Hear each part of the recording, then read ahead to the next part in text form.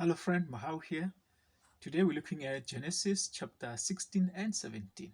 From the New Living Translation, they read, Now Sarai, Abraham's wife, had not been able to bear children to him, but she had an Egyptian servant named Hagar. 2. Sarai said to Abram, The Lord has prevented me from having children. Go and sleep with my servant. Perhaps I can have children through her. And Abram agreed to Sarah's proposal. 3. So Sarai, Abraham's wife, took Hagar, the Egyptian servant, and gave her to Abram as a wife. This happened 10 years after Abram had settled in the land of Canaan. 4. So Abram had sexual relations with Hagar, and she became pregnant. But when Hagar knew she was pregnant, she began to treat her mistress Sarai with contempt. 5. Then Sarai said to Abram, This is all your fault. I put my servant into your arms, but uh, now that she's pregnant, she treats me with contempt. The Lord will show who is wrong, you or me. 6. Abram replied, Look, she is your servant, so deal with her as you see fit. Then Sarai treated Hagar so harshly that she finally ran away. 7.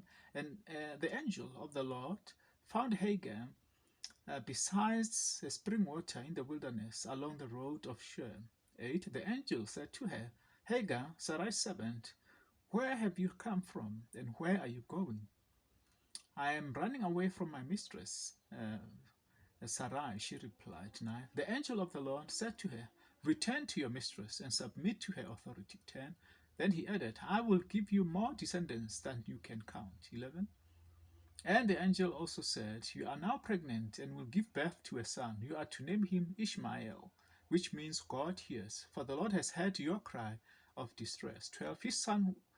This son of yours will be a wild man and untamed as a wild donkey. He will raise his fist against everyone, and everyone will be against him. Yes, he will live in open hostility against all his relatives. 13.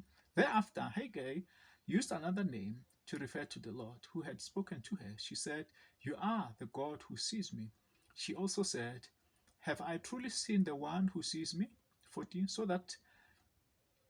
So, so that well was named Beer Lahai Roy, which means well of the living one who sees me. It can still be found between Kadesh and Beret. 15. So Hagar gave Abram a son.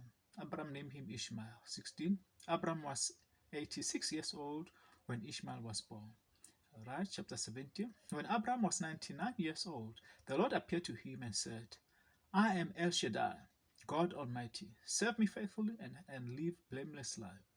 Live a blameless life. 2. I will make a covenant with you, and by which I will guarantee to give you countless descendants. 3. At this, Abraham fell face down on the ground, and God said to him, For this is my covenant with you. I will make you a father of a multitude of nations. 5. What's more, I am changing your name. It will no longer be Abram. Instead, you will be called Abraham. For you will be the father of many nations. 6. I will make you extremely fruitful. Your descendants will become many nations, and kings will be among them. 7. I will confirm my covenant with you and your descendants after you from generation to generation. This is an everlasting covenant. I will always be your God and the God of your descendants after you. Okay, 8. And I will give the entire land of Canaan, where you are now living as a foreigner, to you and your descendants. It will be their possession forever, and I will be their God. 9. Then God said to Abraham, Your responsibility is to obey the terms of the covenant.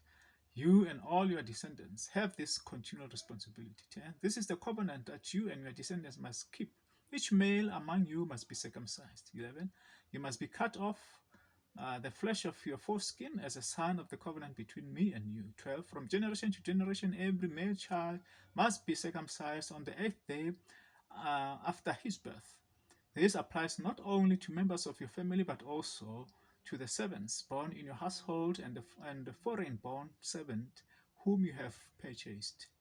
All right, 13. All must be circumcised. Your bodies will bear the mark of my everlasting covenant. 14. Any male who fails to be circumcised will be cut off from the covenant family for breaking the covenant. 15. Then God said to Abram, Regarding Sarai, your wife, her name will no longer be Sarai, From now on, her name will be Sarah. Okay, 16. I will bless her and give you a son from her. Yes, I will bless her richly, and she will become a mother of many nations. Kings of nations will be among her descendants. 17. Then Abraham bowed down to the ground, but he laughed at himself.